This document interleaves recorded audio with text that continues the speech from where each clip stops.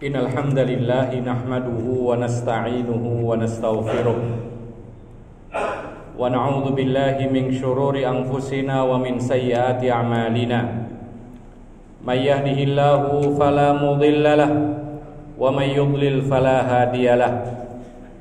Asyhadu an la ilaha illallah wahdahu la syarika lahu wa asyhadu anna Muhammadan 'abduhu wa rasuluh. Ya ayyuhalladzina amanu taqullaha haqqa tuqatih wa la tamutunna illa wa antum muslimun. Ya ayyuhan nasu taqu rabbakumul ladzi khalaqakum min nafsin wahidah wa khalaqa minha zawjaha wa bassa minhuma rijalan katsiran wa nisaa'a wattaqullaha alladzi tasaaluna bihi wal arham innallaha kana 'alaikum raqiba. Ya ayyuhalladzina amanu taqullaha wa qulu qawlan sadida yuslih lakum a'malakum wa yaghfir lakum dhunubakum wa may yuti'illaha wa rasulahu faqad faza fawzan 'azima. Amma ba'd. Kaum muslimin, jamaah salat Jumat yang dimuliakan oleh Allah Subhanahu wa taala. Nabi kita Muhammad sallallahu alaihi wasallam diutus oleh Allah Subhanahu wa taala sebagai rahmatan lil alamin. Wa ma arsalnaka illa rahmatan lil alamin. Maka di antara sifat rahmat yang diturunkan oleh Allah kepada Nabi kita Muhammad sallallahu alaihi wasallam yaitu bersikap lemah lembut kepada sesamanya, meskipun andaikan sesamanya telah berbuat dosa atau akan berbuat dosa. Ma'asyiral muslimin rahimakumullah. Memang suatu ketika Nabi kita Muhammad sallallahu alaihi wasallam marah. Tetapi marahnya Nabi sallallahu alaihi wasallam bukan untuk dirinya pribadi, tetapi beliau mengatakan, saya marah, kata Nabi sallallahu alaihi wasallam, idzan tuhikat hurumatullah, yaitu marahnya ketika larangan-larangan Allah Subhanahu wa taala telah dilanggar. Itu pun disebutkan oleh para ulama, tidak semua pelanggaran kemudian dimarahi. Tapi kalau memang nyata-nyata melanggar, setelah dinasehati dia juga tidak jerak, setelah dinasehati dia juga tidak rujuk kepada Allah Subhanahu wa taala, baru ada sikap yaitu keras, marah dan seterusnya. Atau kepada orang-orang munafik yang nyata-nyata menyembunyikan kekafirannya dan memperlihatkan kebaikannya, atau kepada orang-orang yang sengaja menentang Allah dan Rasulnya, maka layak sikap tegas dan kasar kepada mereka. Kaum muslimin yang dimuliakan oleh Allah Subhanahu wa ta'ala, oleh karena sikap dan sifat lemah lembutnya Nabi Muhammad sallallahu alaihi wasallam, sehingga kita sekarang ini bisa mendapatkan hidayah, bisa merasakan yaitu pengaruh daripada sifat beliau yang lemah lembut.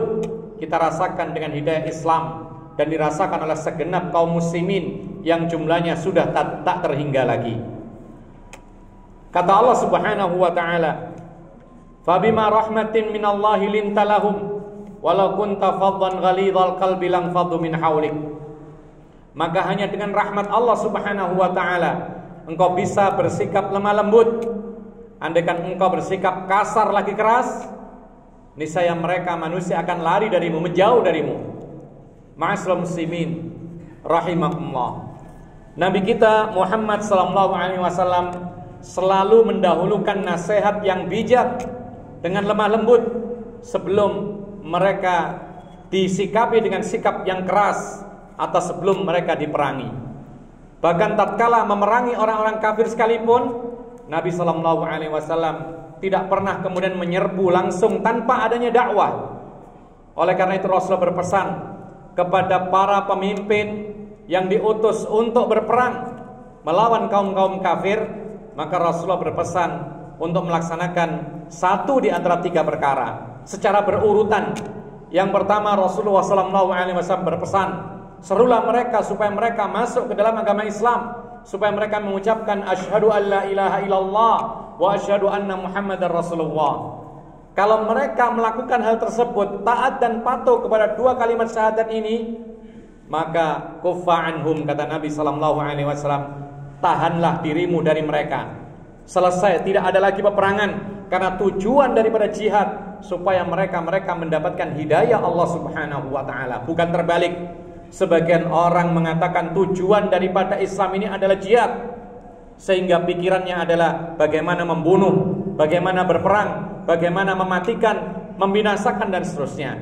Tapi Rasulullah SAW mengajarkan kepada kita, ketika orang-orang Islam hendak berperang, lalu kemudian mereka didakwai masuk Islam, selesai, tujuannya tercapai, yaitu al-ihdida, mereka telah mendapat hidayah. Tapi seandainya kata Rasulullah SAW, mereka tidak juga mendapatkan atau tidak mau masuk ke dalam Islam, tawarkan kepada mereka jizyah, bukan langsung berperang.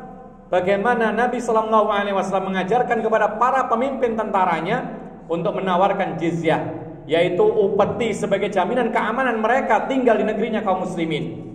Kalau mereka mau membayar hal tersebut, maka tidak ada yang namanya perang, tidak ada yang namanya jihad fisabilillah. Kalau mereka sudah bersedia untuk membayarkannya, baru kemudian kalau tidak mau masuk Islam, kemudian tidak mau membayar jizyah, maka disitulah Rasulullah SAW mengatakan ista'in billah wasammilah waqatilhum. Baru mintalah pertolongan kepada Allah, sebutlah nama Allah, baru kemudian jihad fisabilillah. Ma'asyiral muslimin rahimakumullah. Ini menunjukkan kepada kita bahwa Islam mengajarkan kepada kita dakwah bil hikmah. Ud'u ila sabili rabbika bil hikmati wal mau'izatil hasanah. Dan Nabi kita mempraktekannya. Sampai-sampai terhadap orang yang ingin berbuat dosa sekalipun, Nabi mengedepankan rahmatan lil alamin. Nabi mengedepankan cara damai. Nabi mengedepankan cara bagaimana supaya seorang yang hendak berbuat maksiat ini untuk berpikir, kemudian mengurungkan niatnya. Datang seorang pemuda kepada Nabi SAW. Dia mengatakan, wahai Rasulullah, izinkanlah aku untuk berzina. Ketika Nabi SAW mendengar hal ini, Nabi kemudian tidak berteriak-teriak haram, tidak. Nabi tidak mengatakan engkau tersesat, tidak. Nabi tidak mengatakan engkau finnar, tidak. Tapi Rasulullah SAW langsung mendekati sang pemuda ini. Dalam riwayat yang lain disebutkan Rasulullah memegang pundaknya. Kemudian Rasulullah SAW mengatakan, kemarilah wahai anak muda. Sementara para sahabatnya yang belum paham, fazajaruh, mereka membentak orang ini, mengatakan mah. Ungkapan kita mah itu adalah seperti mereka merasa jijik, merasa buruk dengan perbuatan seperti ini dan minta izin untuk berbuat dosa, yaitu zina. Tapi Rasulullah SAW mengatakan, kemarilah anak muda. Dipegangnya pundaknya. Lalu Rasulullah SAW mengatakan, wahai pemuda, apakah engkau rela andaikan ibumu dizinai oleh orang lain? Maka sang pemuda terhenyak. Dia mengatakan, wahai Rasulullah, aku bersumpah demi Allah, aku tidak akan rela apabila ibuku dizinai orang lain. Dan tidak ada semua manusia di dunia ini yang rela ketika ibunya dizinai orang lain. Masuklah di situ pemikiran Rasulullah SAW untuk menghentikan kemaksiatannya. Rasulullah tidak berhenti di sini. Rasulullah mengatakan lagi, wahai pemuda, relakah engkau seandainya engkau punya anak perempuan, lalu anak perempuan dizinai oleh orang lain, bagaimana menurutmu? Sang pemuda mengatakan, demi Allah aku bersumpah, aku tidak akan rela anak perempuanku dizinai oleh orang lain. Dan semua orang tidak akan rela di dunia ini ketika anak perempuannya dizinai oleh orang lain. Rasulullah SAW mengatakan lagi, wahai pemuda, andaikan engkau punya bibi, saudari ayahmu, lalu berzina atau dizinai oleh orang lain, bagaimana menurutmu? Demikian pula bersumpah, dan dia mengatakan, aku tidak rela andaikan aku punya bibi dizinai oleh orang lain. Dan tidak ada orang yang rela bibinya dizinai oleh orang lain. Terus begitu Rasulullah mempermisalkan, bagaimana seandainya saudari ibumu, bagaimana seandainya kakak perempuanmu, bagaimana seandainya kerabat-kerabatmu perempuan dizinai oleh orang lain. Setelah itu sang pemuda terus mengatakan, demi Allah saya bersumpah, aku tidak akan rela siapapun dari kaum wanita yang ada dalam naunganku dizinai oleh orang lain. Kemudian Rasulullah SAW sambil menepuk pundaknya, kemudian Rasulullah SAW mengatakan, Allahumma gfir dzanbahu wa tahhir qalbahu wa hassin farjahu. Rasulullah SAW mendoakan sang pemuda ini dengan doa, ya Allah, ampunilah dosanya, sucikanlah hatinya, dan jagalah kehormatannya supaya dia tidak berzina. Hadis ini dikeluarkan oleh Imam Ahmad dan yang lainnya. Kaum muslimin dan muslimat yang dimuliakan oleh Allah, ini sebuah contoh yang sangat luar biasa. Bagaimana Rasulullah SAW melihat seorang pemuda yang minta izin berzina. Boleh jadi dia sudah berzina berkali-kali, boleh jadi dia akan berzina, kemudian memberitahu Rasulullah SAW. Maka Rasulullah SAW tidak memperlihatkan sikap yang kasar, sementara para sahabatnya yang salah bersikap kasar kepada beliau. Maka Rasulullah mengedepankan cara berpikir, berdiskusi, bagaimana seandainya perbuatan dosa itu terjadi atau diperlakukan kepada keluarga-keluargamu, pasti engkau tidak akan rela. Demikianlah orang lain yang memiliki saudara atau saudari, ibu, bibi dan lain sebagainya. Kalau engkau zinai, mereka tidak akan rela kepada engkau. Ma'asyiral muslimin rahimakumullah. Demikianlah yang dicontohkan dalam kisah yang lain Rasulullah SAW ketika sedang di masjid, kemudian datang seorang badui yang memang tidak mengerti, masuk ke masjid Rasulullah, lalu buang air kecil di sudut masjid. Kemudian para sahabat Nabi menghardiknya, lalu Rasulullah SAW malah melarang para sahabatnya yang menghardik, dan Rasulullah membiarkan seorang badui ini untuk melanjutkan menyelesaikan buang air kecilnya di masjid. Maka setelah itu barulah Rasulullah SAW menyuruh supaya orang badui ini datang dan mendekat. Baru dinasihati oleh Rasulullah dengan kalam yang lembut, dengan pembicaraan yang lembut.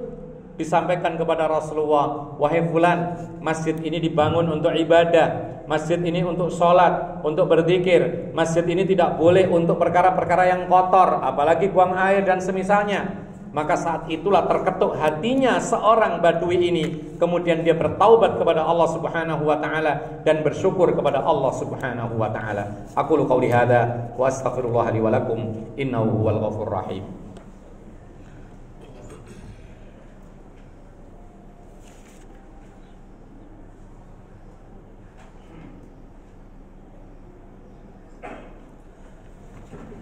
Alhamdulillahi hamdan katsiran thayyiban kama amar, wa nusalli wa nusallimu ala al-mab'uuts rahmatan lil alamin nabiyina Muhammadin wa ala alihi wa sahbihi wa man tabi'ahum bi ihsanin ila yaumiddin. Amma ba'd, ma'asyiral muslimin rahimakumullah. Kita bisa memetik kembali beberapa hikmah dari kisah yang kita sebutkan tadi. Di antaranya adalah demikianlah nasihat. Nasihat disampaikan secara rahasia. Itulah yang diajarkan oleh Nabi SAW ketika mendapati orang yang berbuat maksiat, ketika mendapati orang yang berbuat dosa, ketika mendapati orang yang izin atau meminta izin untuk berbuat dosa. Maka Rasulullah tidak mengumumkan, wahai para sahabatnya, ini fulan berbuat dosa, ini fulan mencuri, ini fulan berzina. Tidak. Tetapi Rasulullah memanggil, mendekatkan dirinya kepada dirinya, kemudian menasihati dengan baik-baik, mengajak diskusi, berpikir, kemudian taubat kepada Allah Subhanahu wa taala. Ma'asyiral muslimin rahimakumullah. Dan ini berlaku secara umum. Siapapun yang berbuat maksiat, berbuat dosa apapun mereka, kecil ataupun besar, maka jangan sekali-kali kita mengingkarinya terang-terangan di hadapan orang banyak. Kenapa demikian? Karena kalau kita ingkari dengan terang-terangan, pasti dia akan tersinggung, sulit untuk menerima kebenaran. Meskipun dia salah, dia akan bertahan, martabatnya dijatuhkan. Tapi ketika dinasihati dengan rahasia, empat mata, atau di tempat yang tidak dilihat oleh orang, maka dia mudah menerima. Dia tidak tersinggung, dan dia merasa bersyukur ada sahabatnya yang menasihati dirinya. Ma'asyiral muslimin rahimakumullah. Dan yang terakhir, kita harus banyak-banyak menggantungkan diri kita kepada Allah dan meminta kebaikan dari apa yang kita berikan nasihat kepada orang lain. Artinya, jangan sampai kemudian kita mengandalkan kemampuan bicara kita, mengandalkan lobby kita kepada orang lain. Jangan sampai kita mengandalkan kemampuan atau kepandaian kita dalam berbicara atau yang semisalnya. Tapi banyak-banyak berdoa. Usaha iya, usaha maksimal iya, itu adalah ikhtiar. Tetapi jangan sampai kita lupakan berdoa. Doakan kepada Allah Subhanahu wa taala ketika kita mengingatkan orang lain yang sedang berbuat dosa. Angkat tangan, menengadahkan diri kepada Allah Subhanahu wa taala. Ya Allah, berikan petunjuk kepada si fulan, si alan, anak saya, anak tetangga dan seterusnya yang berbuat jahat. supaya engkau luluhkan hatinya, sehingga kemudian sadar dan bertaubat kepada Allah Subhanahu wa ta'ala. Lihat ketika Rasulullah SAW setelah menasehati dengan bijak sang pemuda yang ingin berbuat zina, tidak lepas demikian, kemudian Rasulullah mendoakan supaya dia diampuni dosanya dan bertaubat kepada Allah Subhanahu wa ta'ala. Dan kita harus mengingat bahwa semua orang itu pasti pernah berdosa, karena memang manusia tempatnya dosa. Kullu bani Adam khata', setiap manusia pasti pernah bersalah. Wa khairul khata'in at-tawwabun, dan sebaik-baik orang yang pernah bersalah adalah orang-orang yang mau bertaubat kepada Allah Subhanahu wa ta'ala. Tetapi ma'asyiral muslimin rahimakumullah, tidak selamanya manusia itu jelek. Orang yang kita sangka dia tersesat jalan, kita tidak tahu ternyata detik itu juga, beberapa menit kemudian, besok hari, besok lusa, tahun depan, ternyata Allah meluluhkan hatinya sehingga dia taubat kepada Allah Subhanahu wa ta'ala. Bukankah Umar ibn al-Khattab sebelum masuk Islam dikenal dengan orang yang sangat memusuhi Nabi Muhammad SAW, memusuhi Islam, bahkan ingin membunuh Rasulullah SAW. Tapi ketika detik itu dilunakkan hatinya oleh Allah Subhanahu wa ta'ala, menjadilah dia orang Islam, memperkuat Islam, bahkan termasuk pembela Rasulullah dan Islam yang paling besar pada zaman tersebut, dan akhirnya menjadi khalifah dari kalangan kaum muslimin. Ma'asyiral muslimin rahimakumullah, bukankah juga seorang Abu Dzar yang dikenal dalam kabilah Al-Ghifar, Bani Ghifar, itu adalah satu kabilah yang rata-rata mereka kaum laki-lakinya adalah perampok yang ditakuti oleh manusia saat itu. Tapi subhanallah, Allah mengetuk hatinya sehingga dia keluar dari rombongan perampok ini. Kemudian dia ditaklukkan hatinya oleh Allah, masuk ke dalam Islam, menjadi orang-orang yang membela Islam, menjadi sahabat Rasulullah, dan akhirnya dimasukkan surga oleh Allah Subhanahu wa ta'ala. Allahumma ighfiril muslimina wal muslimat wal mu'minina wal mu'minat al ahya'i minhum wal amwat. Rabbana hab lana min azwajina wa dhurriyyatina qurrata a'yun waj'alna lil muttaqina imama. Rabbana ighfir lana wa liwalidina warhamhum kama rabbawna shighara. Rabbana atina fid dunya hasanah wa fil akhirati hasanah wa qina adzabannar. Wa sallallahu ala nabiyyina Muhammad wa ala alihi wa sahbihi ajma'in. Wa akhiru da'wana 'anil hamdulillahi rabbil alamin. Wa aqimis shalah.